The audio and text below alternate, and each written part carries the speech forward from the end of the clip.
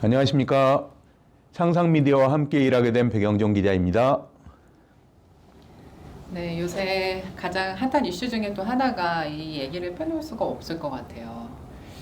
물론 지금 종교 관련된 이단 이런 얘기도 많이 나오고 있는데 예. 7강구 저희가 이 일본에게 빼앗길 수도 있다. 2년 뒤에는 예. 이런 얘기들이 나오고 있어서 상당히 저희가 많이 관심을 갖고 있는 부분 중에 하나예요. 오늘 백 기자님 나오셨으니까요. 우리 상상미디어 시청자분들께 예. 7강구 간단한 소개 부탁드릴게요. 예. 요즘 이제 유튜브에서도 종종 나오고 있고, 7광구라는 얘기가 많이 나오고 있는데, 좀 예전에부터 제기된 얘기라 거의 50년 가까이 되는 얘기거든요. 그래서 이제, 젊으신 분들은 7광구가 무엇인지, 좀 모르시는 분들도 계실 듯해요. 그래서 이제 그 7광구가 간단히 무엇인지 말씀을 드리자면, 1960년대 후반에 유엔에 있는 아시아 개발위원회라는 곳에서 중국의 서쪽, 중국의 동쪽이죠. 그 다음에 한국의 서쪽으로부터 일본 앞바다까지 이어진 해저를 탐사했었어요. 그리고 그 해저 탐사를 한 결과 보고서를 제출했는데, 그 보고서상에 그 바다 밑에 어마어마한 원유와 천연가스가 매장되어 있을 가능성이 있다. 이 어마어마하다고 하면 어느 정도 양인지 상상이 안 가실 수도 있겠는데, 짐작이 안 가실 수도 있겠는데, 대략 말씀드리자면, 사우디가 지금 몇십 년째 계속 석유를 파내고 앞으로도 계속 파낼 예정에 있죠. 그 사우디 석유 매장량의 약 40%, 그러니까 어느 정도 양인지 가늠이 대충 되시겠죠. 그리고 미국 전체에 매장되어 있는 가스의 8배가 그 해저 밑바닥에 매장되어 있을 가능성이 있다라는 보고서를 유엔 본부에 제출을 하게 됩니다. 그 보고서가 밝혀지고 나서 그때 당시의 대통령이었던 박정희 대통령이 그러면 이 원유, 이 무지무지하게 매장되어 있을 이 원유와 천연가스를 어떻게 해결하느냐 해서 그것을 우리나라 것으로 선포를 하게 됩니다. 우리나라 것으로 선포를 했다는 게 우리나라 앞바다에 서해안부터 남해안, 동해안까지 제1광구부터 제8광구까지 설정을 해서 이곳은 우리나라 영토다라고 선포를 합니다.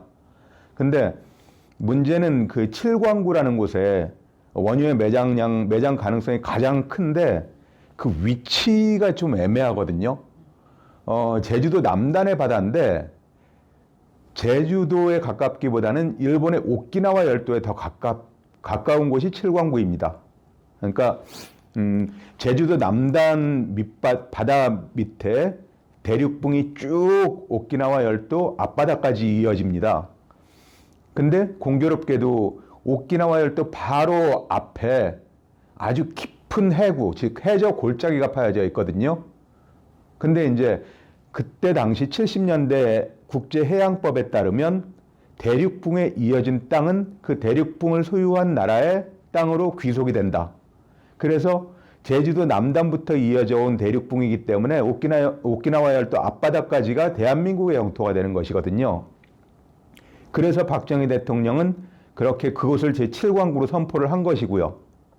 당연히 일본은 반발을 하죠. 야, 니네 나라 땅보다, 니네 나라 제주도보다 우리나라 오키나와 열도 바로 앞바다인데 왜 니네 나라 땅이라고 선포를 하느냐 라고 반발을 하게 됩니다. 그렇지만 국제해양법이 그렇게 돼 있기 때문에 반발만 할 뿐이지 일본에서도 어떻게 법적으로 할 근거가 없는 것이거든요. 근데 이제 다들 아시다시피 1970년대 그 당시에 우리나라 경제 상황은 그곳을 우리나라 땅으로 우리나라 광구 7광구로 선포를 했지만 그곳을 개발할 돈도 없었고 기술도 없었어요. 그러다 보니까 이제 선포를 하고 어떻게 하느냐 하고 고민하고 있는데 일본에서 반발을 하니까 박정희 대통령이 일본에 역으로 제안을 하게 됩니다. 그러면 좋다. 이건 우리나라 땅이니까 너희 돈과 너희 기술로 이곳을 개발하자. 그래서 반씩 나누자. 나오는 걸. 그러니까 일본의 입장에서도 자기네 나라 땅이 아닌데 이렇게 역제안이 들어오다 보니까 그럼 좋다, 그렇게 하자. 우리가 돈 대고 기술 댈게. 그리고 나오는 석유는 반씩 나눌게. 라고 응하게 돼서 1978년에 한일 공동개발협정이라는 것을 맺게 됩니다. 네. 그래서 이제 그 협정을 맺은 후에 그곳을 개발을 시작했거든요. 총 7개의 시추공을 뚫고 개발을 했어요, 칠광구에. 네. 그리고 개발을 시작함과 동시에 원유도 나왔고요. 물론 소량이지만 원유가 네. 발견이 됐어요. 가능성이 있다는 증거네요. 그렇죠. 그래서 그 원유가 발견됐다는 소식이 온 나라 언론을 뒤덮고 우리나라 사람들도 이제 부자가 된다. 네네. 우리나라도 이제 사우디처럼 산유국이 되는구나. 네네. 이런 막 그 흥분에 그렇죠. 전 국민이 맞아요. 흥분에 들떠 있었거든요. 네네.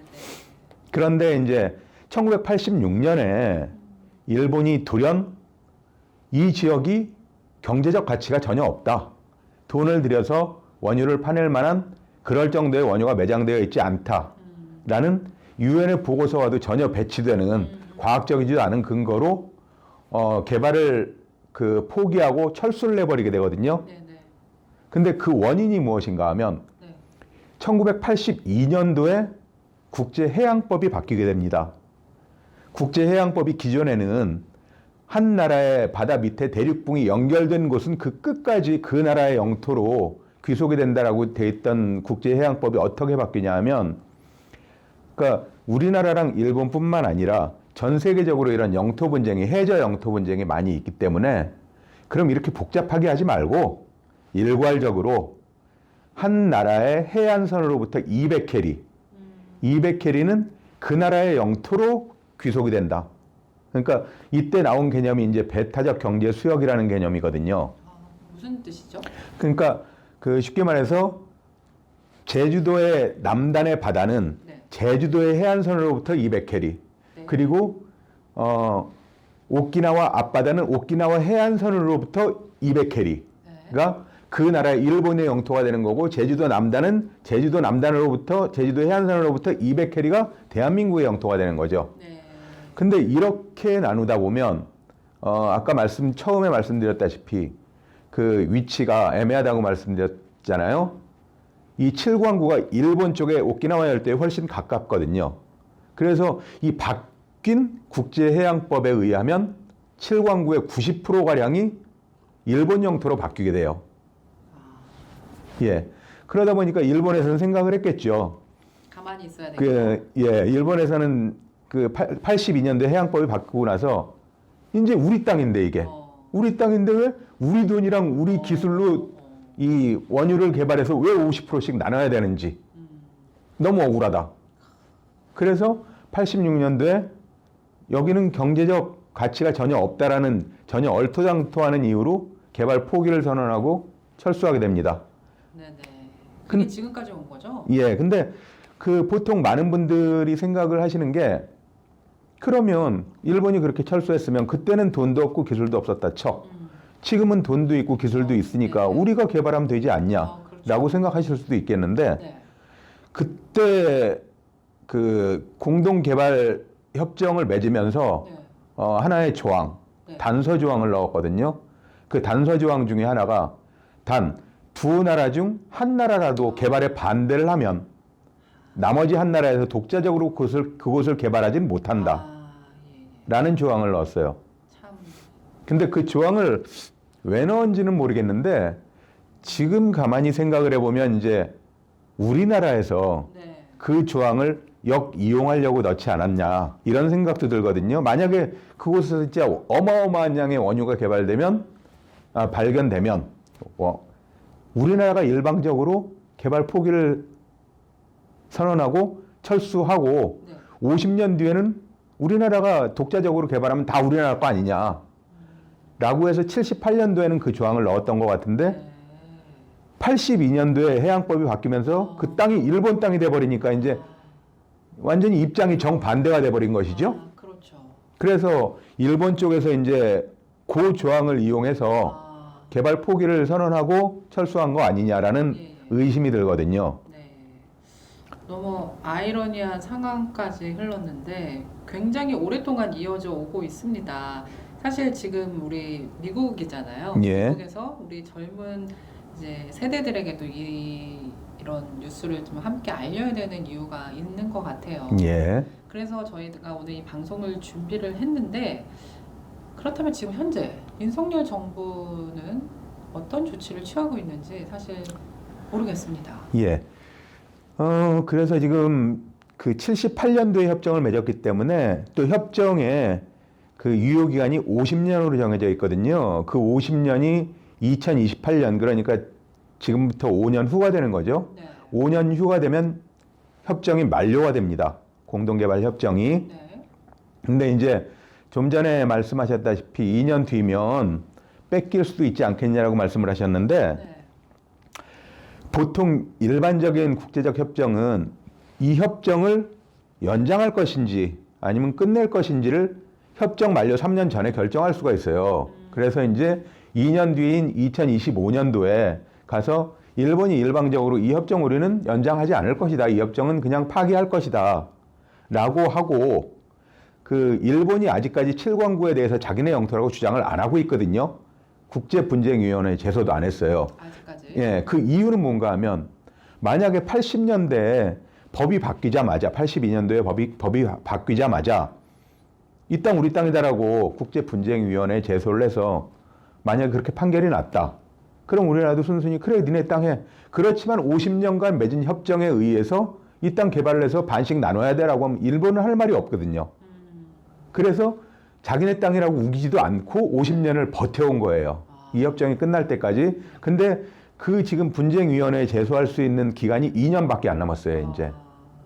예. 그러면 그러니까 2년 뒤에는 진짜 일본에 빼앗길 수도 있다는 가능성이 커진 거네요. 예, 그렇죠. 예. 그래서 이제 제가 보기에 이제 이 해결 방안은 네. 이- 근데 지금 윤석열 정부는 아무것도 안 하고 있지 않나요? 그게 가장 제가 크게 걱정을 하는 부분인데 네네. 전 정부인 문재인 정권에서는 계속적으로 일본에 요구를 했었거든요. 개발을 하자. 네. 개발을 하자. 그 너희가 이제 기술과 자본을 대는 게 싫으면 우리라도 내겠다. 우리라도 낼 테니까 개발을 하자라고 계속 요청을 했어요.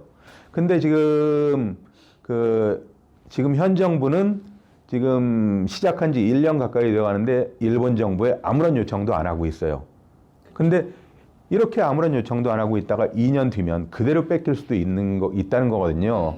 근데 개발을 하자라고 요청을 하는 게 왜 중요한가 하면 제가 그래서 오늘 영상을 이렇게 준비하게 된 건데요. 이제 25년도에 일본이 국제분쟁위원회에 제소를 할 때 일본은 단지 영토 분쟁으로 갈 가능성이 커요. 영토 획정과 영토 확정에 관한 분쟁으로 갈 가능성이 굉장히 커요. 일본이 유리한 쪽 아닌가요? 그렇죠. 그러니까 일본은 거기서 굳이 국제분쟁위원회에서 자원 얘기를 할 필요가 없거든요. 예. 이 땅만 우리 땅이라고 인정받으면 끝나는 거거든요. 예. 그래서 이제 그 일본은 이렇게 계속 시간만 끌고 있다가 이제 나중에 그냥 영토 분쟁으로 갈 가능성이 큰데 우리나라 정부에서 그 분쟁에 그대로 말려 들어가면 안 된다는 거죠. 그러니까 이거는 이미 국제해양법이 그렇게 바뀌어져 있기 때문에 그 단순히 영토 분쟁으로 말려 들어가면 제가 생각하기에는 거의 100% 우리나라가 패소합니다. 네. 예, 그리고 7광구를 뺏기게 됩니다. 예, 예. 예. 그러면 정말 이 상황에서 저희가 할 수 있는 최소한의 노력이 있다면 어떤 게 있을까요? 예. 그 앵커님도 아시겠지만 이제 그 전 세계적으로 자원의 개발과 분배에 관해서 협정을 굉장히 많이 맺고 있거든요. 쉽게 말해서 이제 호주에 있는 철광도 중국과 계약을 맺고 개발을 해서 분배를 한다든가 철광 그 산업도 뭐 그렇게 전 세계적으로 이제 자원의 개발과 분배에 대해서 협정을 맺고 있는데 그때는 중요한 게 영토의 소유권이 아니에요. 네. 그 영토에 있는 자원을 어떻게 개발해서 어떻게 나눌지가 중요한 거거든요. 그 협정에서 네. 주안점이 되는 거거든요. 그래서 우리나라가 이 석유를 빼앗기지 않으려면 일본에 계속적으로 요구를 해야 되는 게 굉장히 중요한데 모든 물론 개인 간의 약속도 마찬가지지만 모든 국제적인 협정에서 가장 크게 중요한 것은 뭐 명문화시키지 글로 명문화시키지 않아도 암묵적으로 이미 성실 이행 의무가 가장 기본적인 전제 조건이거든요. 그렇죠. 예. 그러니까 그건 뭐 개인 간의 약속도 마찬가지니까 국제 간의 약속은 얼마나 더 중요하겠습니까? 그게 성실 이행 의무라는 게. 네네. 근데 그러니까 우리나라도 국제 분쟁위원회 2년 뒤에 갈 때는 우리는 영토 분쟁이 아니라 이 협정 78년에 맺은 협정과 그리고 그 땅 밑에 들어있는 자원의 분배, 개발과 분배를 주요 쟁점으로 삼아야 되거든요. 그러니까 78년에 우리가 그런 협정을 맺었다.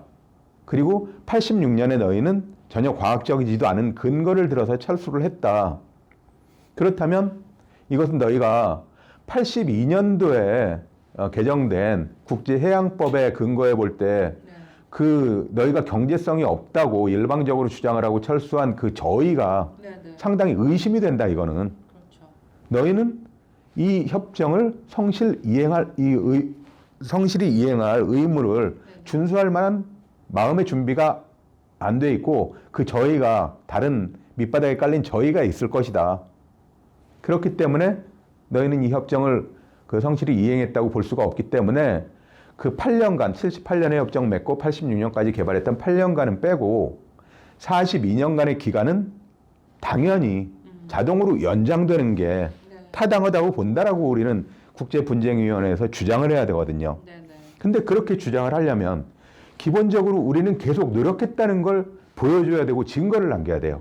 그렇죠. 예, 우리도 손 놓고 있으면서 맞아요. 너희가 안 했지 않았냐? 그럼 일본도 네. 너희도 안 했잖아. 그럼 우리는 할 말이 없어지거든요. 그렇죠. 예. 맞아요. 그럼에도 불구하고 저희는 진짜 지금부터라도 노력하는 모습을 보여주고 적극적으로 저희가 뭔가를 좀 액션을 취하는 모습들이 정말 필요한데 예. 그게 참 안타까운 부분인 것 같아요. 그래서 오늘 저희가 이렇게 방송을 한 이유도 우리가 알잖아요. 이슈가 됐다가 또 확 꺼지고 그럼 사람들은 또 언제 그랬냐는 듯이 조용해져요. 예, 예, 예. 하지만 저희가 자꾸 이렇게 이 이슈를 가지고 얘기를 하는 이유도 아마 이제 많은 사람들이 관심을 좀 가져줬으면 하는 예, 예. 바람 때문이 아닌가. 그렇죠. 그래서 좀 이 방송을 많은 분들이 봐줬으면 좋겠어요. 예. 네. 방송 처음에도 말씀드렸다시피 네. 사우디 총 매장량의 40%, 그 다음에 미국 전체 이 넓은 땅에 있는 그 가스 매장량의 8배라고 하면 대한민국의 운명을 바꿀 수 있는 양이거든요. 이거는 일본과 반씩 나눈다고 해도 네네. 몇십 년간 대한민국이 예, 예. 그 원유를 수입해 오는 게 아니라 오히려 수출을 할 수 있는 그렇죠. 그런 정도의 어마어마한 양이거든요. 미국 양의 8배라고 하셨죠. 예. 네. 그러면은 상상할 수가 없는 양이에요. 매장량이. 예, 지금 그 러시아와 우크라이나가 전쟁 중인데 네. 유럽에서 가장 크게 그 문제가 되고 있는 게 러시아를 맹 비난하지 못하고 있는 것도 러시아에서 수입해 오는 천연가스 때문이잖아요. 네. 러시아가 천연가스로 협박을 하고 있지 않습니까? 그렇죠. 근데 미국 전체 양의 8배면 우리나라도 전 세계에 천연가스를 가지고 네. 호령을 할 수 있는 그러네요. 그런 정도의 이거는 양이거든요. 뭐 저희 앞으로 대대손손 후손들에게도 예, 그거는 그렇죠. 자산이 될 수 있는 부분이기 때문에 예. 정말 중요하기도 하고 꼭 찾아와야 합니다. 예. 네.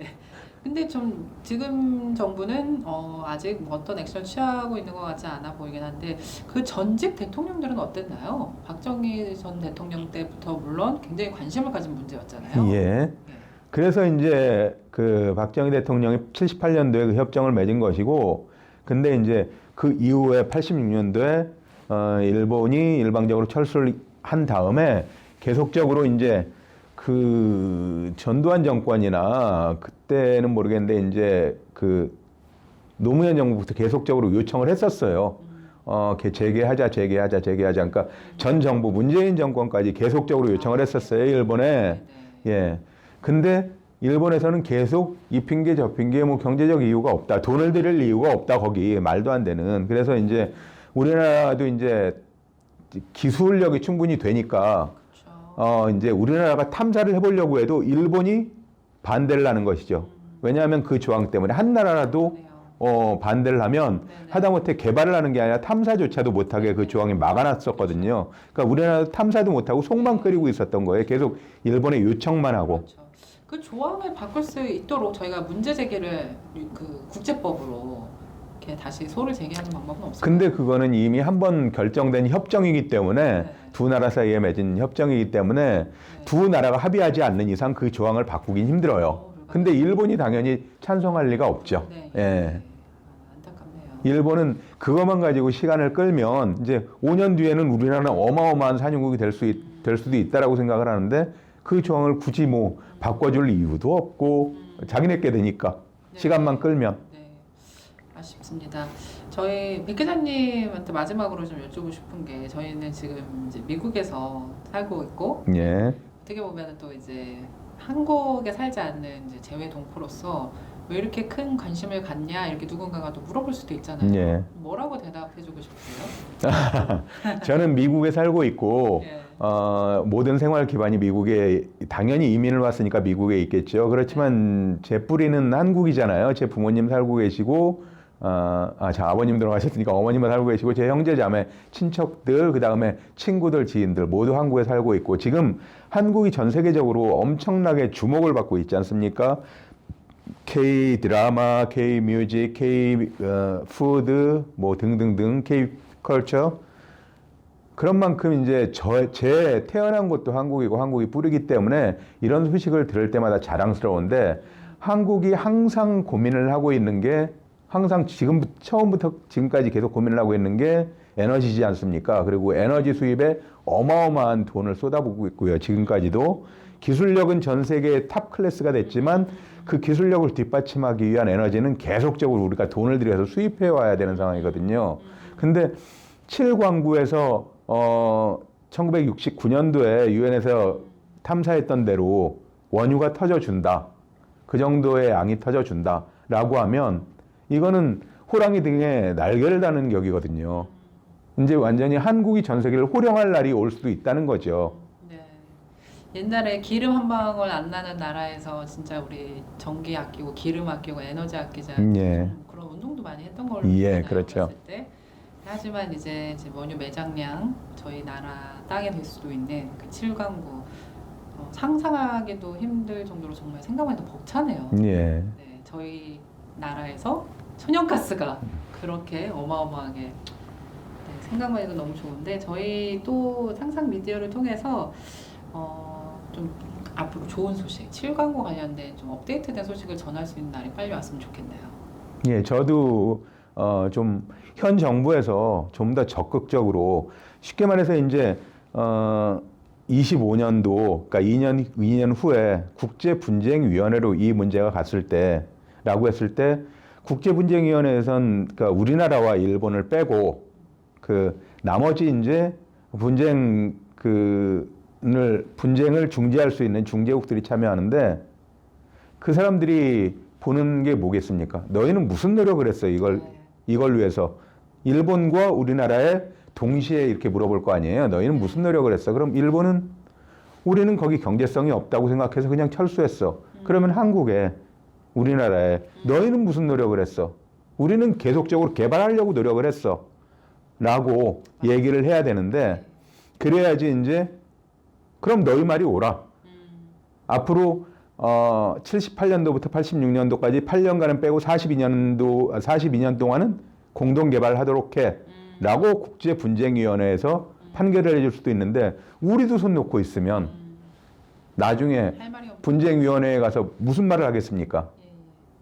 그러니까 계속적으로 우리가 일본에 개발하자고 요구를 하고 문제 제기를 하고 해야 되는 거죠. 근데 지금 현 정부에서는 그런 노력이 하나도 보이지 않는다는 거죠. 근데 먼 미래의 얘기가 아니고요.